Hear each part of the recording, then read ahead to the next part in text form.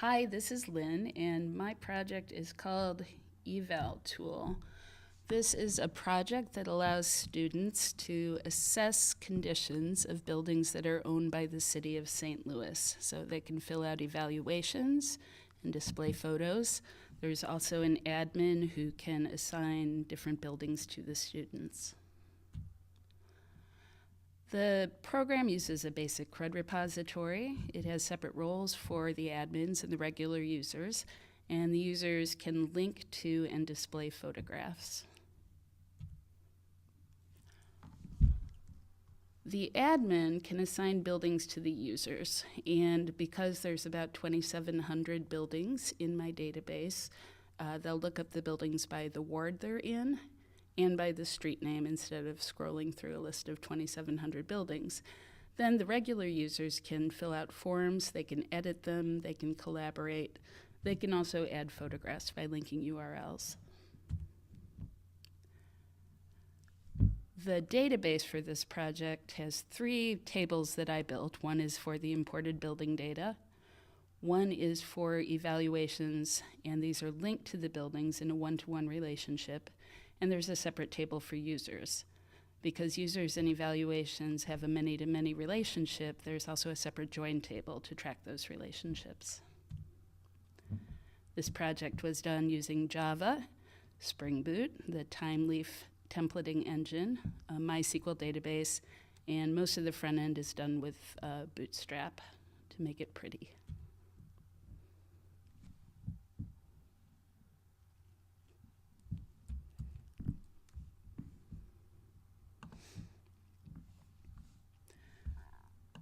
So there are a number of users that are already in this.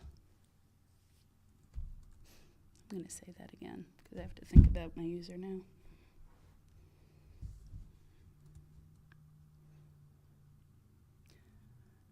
So there are a number of users that are already defined in this. So we're going to go ahead and put in an admin, Dr. Horrible.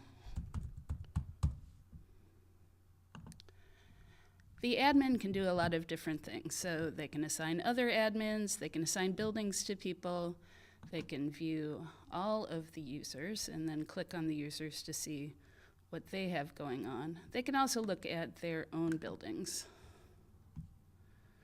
So this user has 3 buildings where they haven't actually made an evaluation yet. Like I said, those are related to the buildings in a one-to-one relationship. So although there are 2,700 buildings, we don't have to have 2,700 evaluations. They're in a separate table.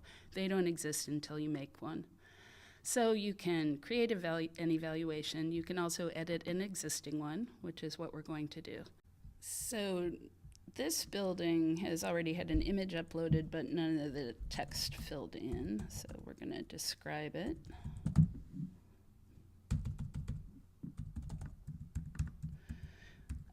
The image is just a link. This is a URL, and we realized we put the wrong building in, so we're going to add a different one. Submit that, and now when we go back and look at it again, we can see that the text that we added is there as well as the new image of the building.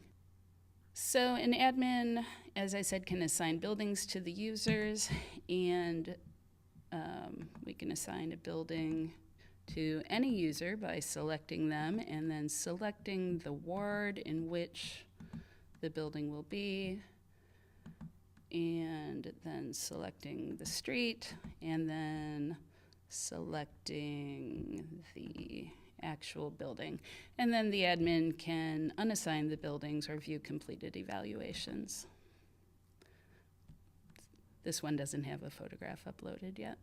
So that is how that all works.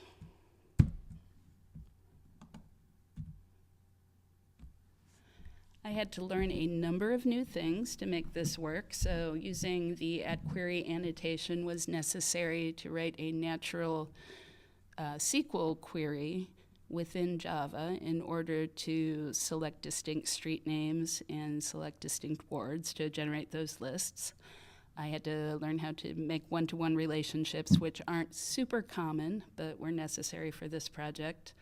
I worked a little bit with CSS and HTML and learned how to override some of the bootstrap formatting that I just wanted to play around with.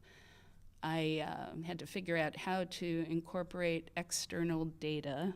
So I brought in data that the city of St. Louis had as a spreadsheet, turned it into a CSV, and then imported that into MySQL, and had to figure out how to make that relate to my Java objects, and then how to set up different types of user accounts, in this case just by setting up a Boolean for if somebody was an admin or not.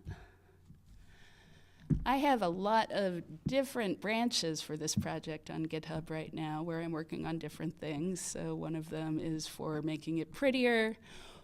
A couple of them are related to different mapping technologies I've been playing around with and haven't just picked one yet. So Google Maps is an easy way to do mapping by address, and there are some more complicated ones as well.